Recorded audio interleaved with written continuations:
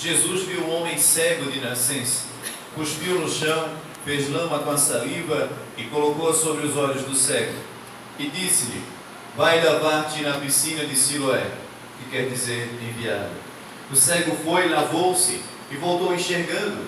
Os vizinhos e os que costumavam ver o cego, pois ele era mendigo, diziam: não é aquele que ficava pedindo esmola?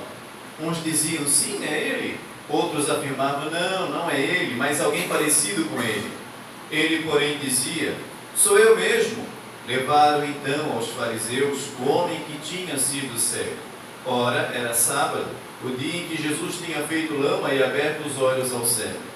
Novamente, então, lhe perguntaram os fariseus como tinha recuperado a vista. Respondeu-lhes: colocou lama sobre os meus olhos, fui lavar-me e agora vejo. Disseram então alguns dos fariseus: esse homem não vem de Deus, pois não guarda o sábado? Mas outros diziam: como pode um pecador fazer tais sinais? E havia divergência entre eles. Perguntaram outra vez ao cego: e tu, que dizes daquele que te abriu os olhos? Respondeu: é um profeta. Os fariseus disseram-lhe: tu nasceste todo em pecado e estás nos ensinando? E o expulsaram da comunidade. Jesus soube que tinham expulsado. Encontrando-o, perguntou-lhe: acreditas no Filho do Homem? Respondeu ele: quem é, Senhor, para que eu creia nele? Jesus disse: tu o estás vendo, é aquele que está falando contigo. Exclamou ele: eu creio, Senhor. E prostrou-se diante de Jesus. Para ontem, hoje e sempre, palavra da salvação.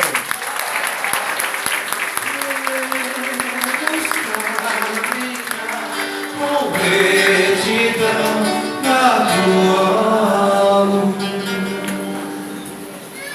Louvado seja nosso Senhor Jesus Cristo.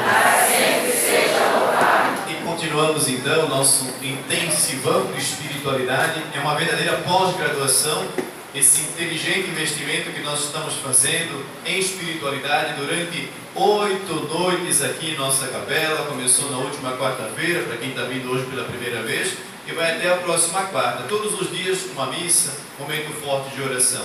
A gente ganha participando do Cerco de Jericó 2 vezes. Ganhamos pela força da oração por si só. Quando a gente ora, sabemos os benefícios da oração, já falei aqui 1000 vezes. E ganhamos também pela força da reflexão, da meditação. No tempo em que vivemos, não sobra muito tempo para parar um pouquinho e pensar sobre a vida e pensar sobre questões fundamentais. Inspirados na palavra de Deus, parados aqui, o Senhor como que nos exorta, fala direto ao nosso coração. E quando a palavra vem de Deus, podemos ter certeza que ela faz toda a diferença em nossa vida. Ela entra tal como uma flecha que atravessa o nosso peito e nos acorda, nos eleva, nos edifica, nos ilumina. Nesta caminhada, começamos lá na quarta-feira meditando sobre o texto de Josué, que deu inspiração para o cerco de Jericó. Diante das muralhas de Jericó, Deus manda o povo orar durante 7 dias, e no último dia, dando a volta com a Arca da Aliança, 7 vezes, as muralhas caíram por terra. Vamos fazer a mesma coisa, começamos na quarta, até na próxima quarta, e no último dia vamos passar com o Santíssimo, a Arca da Aliança dos cristãos hoje, para que as muralhas em nossa vida caiam aqui dentro do nosso coração, em nossa vida profissional, afetiva, nossa vida familiar, a vida espiritual, a vida como um todo. Depois, na quinta-feira, orávamos, refletíamos sobre a questão da saúde, como é importante ter a saúde física, a saúde emocional e a saúde espiritual. E orávamos pedindo que Deus nos ungisse. Deus de fato nos ungiu, inspirados na palavra do Novo Testamento. Quando houver alguém doente, imponham as mãos, ore por eles, unja com óleo, e a oração da fé salvará a pessoa. E muitas pessoas foram ungidas e abençoadas. Depois, sexta-feira, o dia em que o céu desceu aqui nesta capela. Foi uma noite maravilhosa, das 6 horas da tarde, quase até as 10 da noite. Oração, cânticos, louvor, meditação da palavra. A Madre esteve aqui, oramos o texto carismático. Muitas muralhas já caíram por terra, muita música boa foi entoada. Meu Deus, que noite especial. Quem estava aqui saiu com certeza lavado, tomou um banho de espiritualidade, mergulhou no amor de Deus. Ontem, uma noite também especial, a noite da prosperidade. E vimos que Deus quer que nós prosperemos na vida.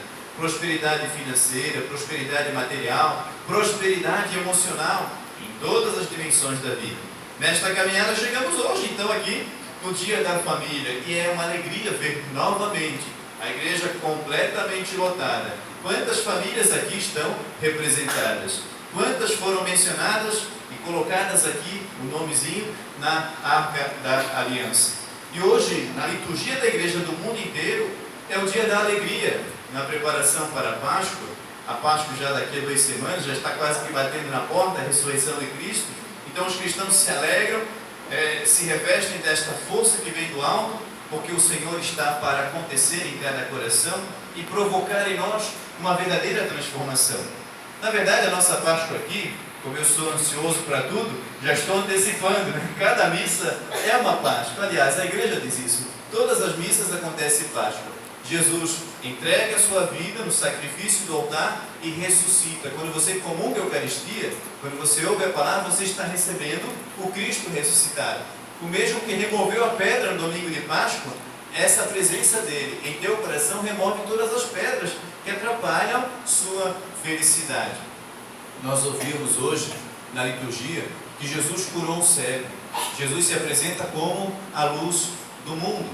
E de fato, ao receber essa luz, somos todos iluminados, nossa inteligência, os nossos sentimentos, nossa vida familiar, nossa vida profissional. Receber o Cristo é um ato de extrema inteligência. Quando nós fazemos as missas aqui, nas igrejas por aí afora, uma campanha de oração como essa, nada mais é de que as pessoas possam acordar e receber esta luz, serem de fato iluminadas e profundamente transformadas. Eis que no Evangelho de hoje, há a figura de um cego, estava ali à mercê da sociedade. Imagina a pessoa cega naquela época, não era uma época de acessibilidade como hoje. Se hoje já imagino que deve ser muito difícil um cego na sociedade, para se virar, enfim, já pela limitação de não poder enxergar a luz, de não poder enxergar as coisas boas da vida, mas também em fazer parte, sentir-se incluído na sociedade. Imagine naquela época, até porque a religião considerava que se alguém nascesse com algum problema físico, era porque ele era fruto de algum pecado que sua família havia cometido. Então, a sociedade mesmo já excluía. Jesus olha para esta pessoa, excluída na vida em todos os sentidos. Alguém que não podia ver a luz da felicidade. E ele não se conforma com aquele ato da sociedade de deixar alguém fora, de deixar alguém à margem. A missão de Jesus é colocar todo mundo dentro. É colocar todo mundo com acesso à luz, ou seja, à felicidade. Ele vai ao encontro daquele homem, faz uma laminha ali com o cuspe dele mesmo, porque eu já falei aqui, a Bíblia interpreta a saliva como um concentrado da vida. No caso de Jesus Cristo, né? É que quando Deus criou o ser humano, lá na metáfora do Gênesis, Deus soprou-lhe nas narinas. Então é o ar da vida que Deus comunica. Jesus, como sendo Filho de Deus, ele tem esse poder de comunicar a vida. Por isso que, simbolicamente, ele cospe no chão, faz essa laminha e toca nos olhos do cego e ele recupera a vista. Jesus inclui novamente aquele homem na sociedade. Mesmo que os fariseus estivessem colocando a lei acima de tudo, deixando aquela pessoa fora da verdadeira felicidade, Jesus quebra as leis, as normas da época, os protocolos e coloca a vida acima de tudo. Devolve-lhe a vista. Isso acontece conosco. Não temos a cegueira física, mas muitas vezes temos a cegueira espiritual. Olhamos e não vemos aquilo que é essencial. Como na família é importante abrir os olhos. Como na família é importante a espiritualidade, para lembrar aquilo que devemos ser. No dia a dia, nós acabamos esquecendo. A Bíblia fala ali na segunda leitura de hoje, que a pessoa iluminada, a pessoa que é de Deus, é aquela que é marcada por 3 virtudes: bondade, justiça e verdade. Querem saber se és uma pessoa que ilumina sua família em primeiro lugar, as pessoas com as quais você trabalha, a sociedade? Reflita na missa de hoje. Eu de fato sou uma pessoa iluminada? A luz de Cristo guia os meus passos? Ou eu ainda estou cego andando nas trevas? Bondade. Já falei aqui, já citei uma oração que uma criança certa vez na catequese fez a Deus. Deus, que os maus se tornem bons e que os bons sejam simpáticos. Querem saber se estás vivendo a bondade? Tenta perceber como anda a tua simpatia. tua capacidade de sorrir, tua capacidade de bom humor. Muitas vezes, com o peso da responsabilidade, nós adultos ficamos por demais carrancudos e acabamos levando as coisas a ferro e fogo. Por isso que muitos relacionamentos conjugais vão por água abaixo, por isso que muitos relacionamentos entre pais e filhos ficam quase que insuportáveis, porque falta essa boa dose da bondade, da alegria, de levar as coisas, quem sabe, numa perspectiva de humor, levar as coisas um pouco mais na esportiva. Eu falo brincando, mas na verdade eu tenho uma convicção.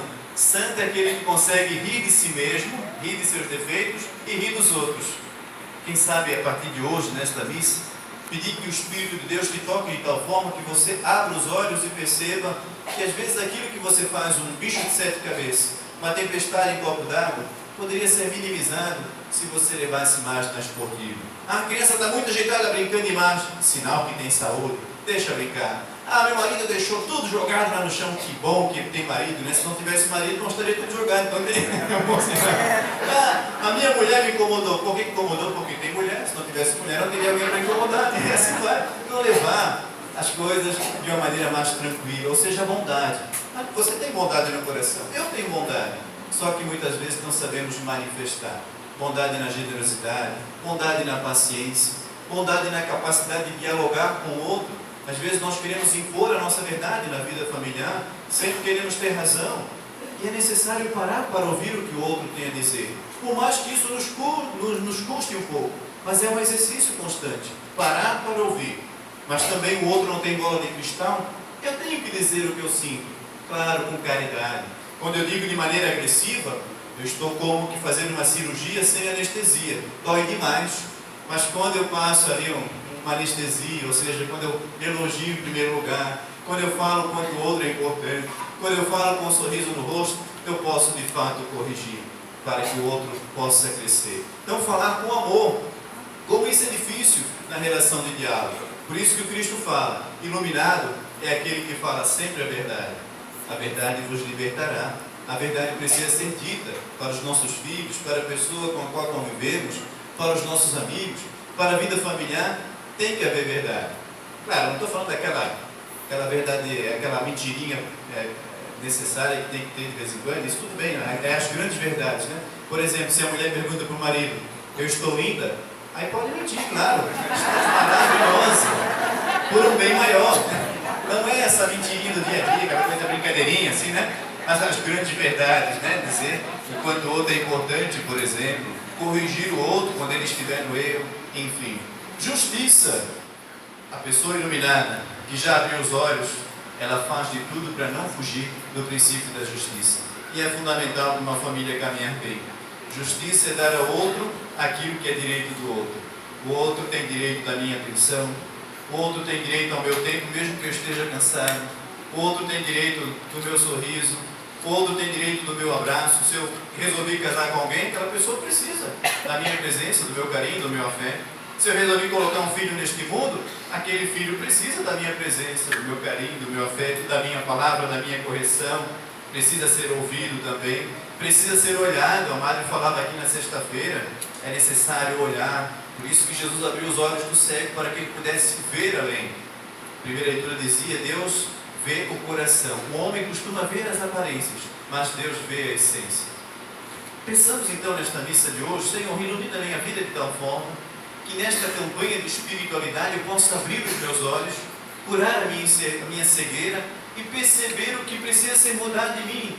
Não só perceber o que precisa ser mudado naquelas pessoas com as quais eu convivo, mas mudar em mim, quem sabe, a minha agressividade, a minha indiferença, os meus vícios. Quem sabe eu estou valorizando mais uma máquina, uma rede social, do que o contato físico com as pessoas. Talvez eu esteja por demais no Face e menos no face a face.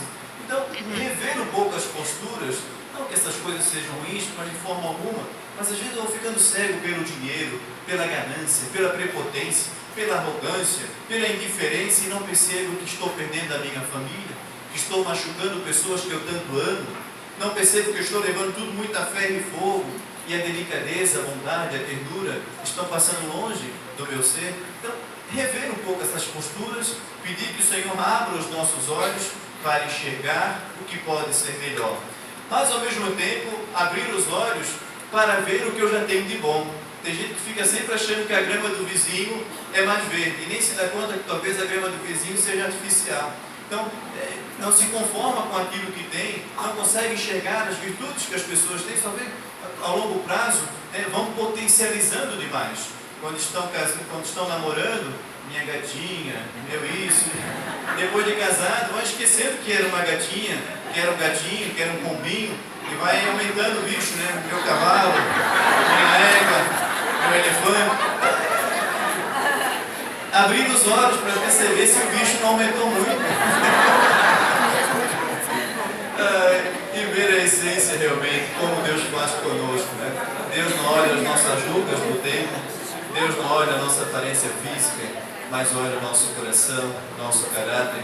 Tem pessoas que, com o passar do tempo, talvez elas fiquem um pouco sujinhas, entenda isso, e não apareça um pouco o brilho, mas um diamante, por mais que ele seja jogado na lama, esteja todo encoberto de lama, não deixa de ser um diamante. Se você pegar, lavar, lapidar de novo, ele vai ter o seu brilho e o seu valor.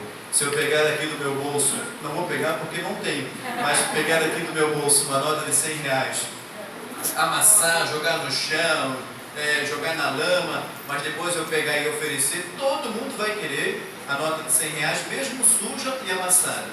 O ser humano da mesma forma, com o passar dos anos ele pode ficar um pouco amassadinho, um pouco sujinho, pode cometer algumas bobagens, alguns erros, talvez pela infantilidade, pela imaturidade, pelos traumas de infância, porque nunca foi amado de verdade, porque nunca foi olhado de verdade.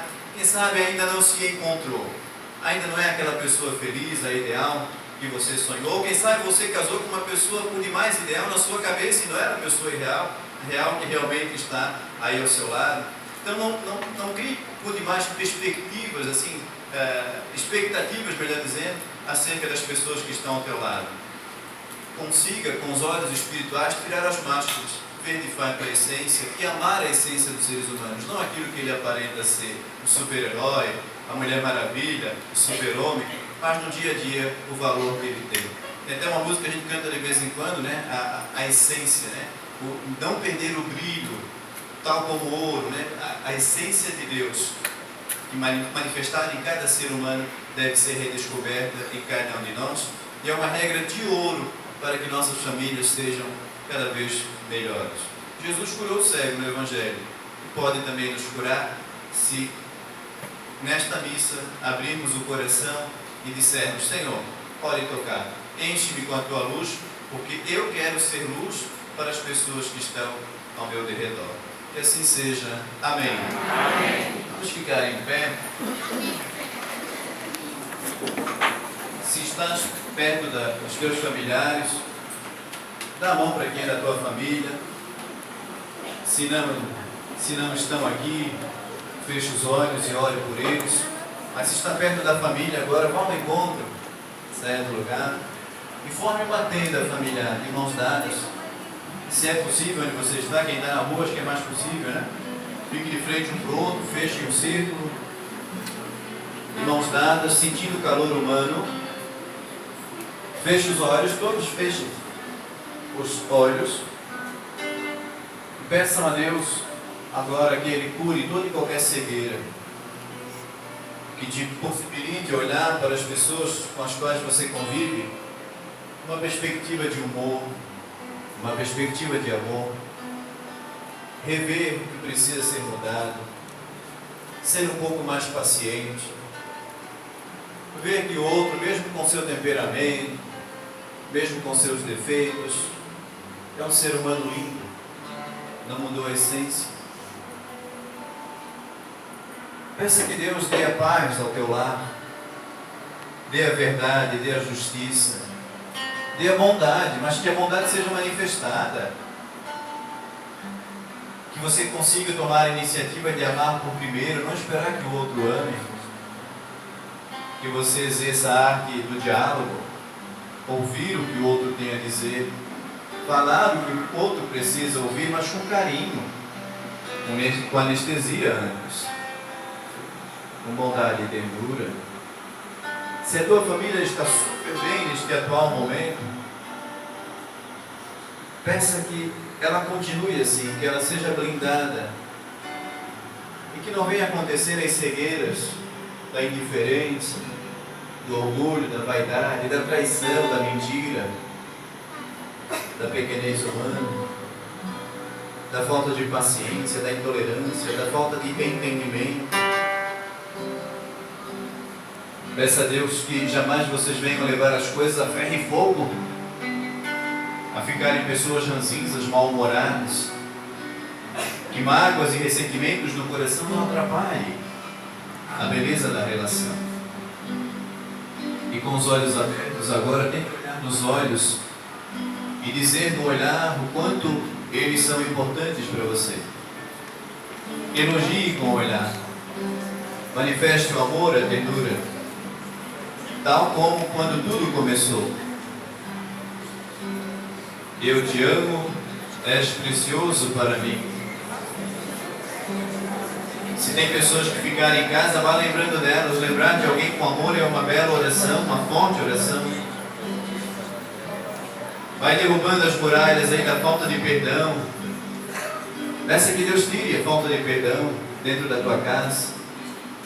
Se alguém invejou por demais a tua casa, desejou que a tua casa fosse destruída, que isso saia agora também.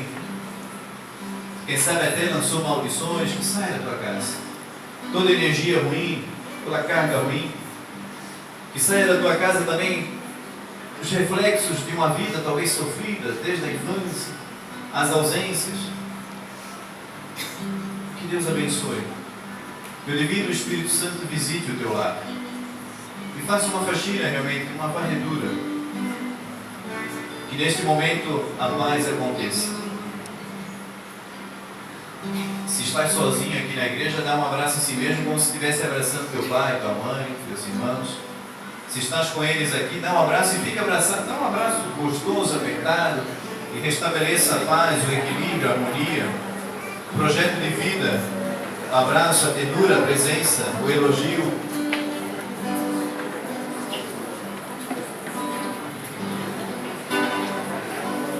Quero mergulhar nas profundezas do Espírito de Deus e descobrir suas riquezas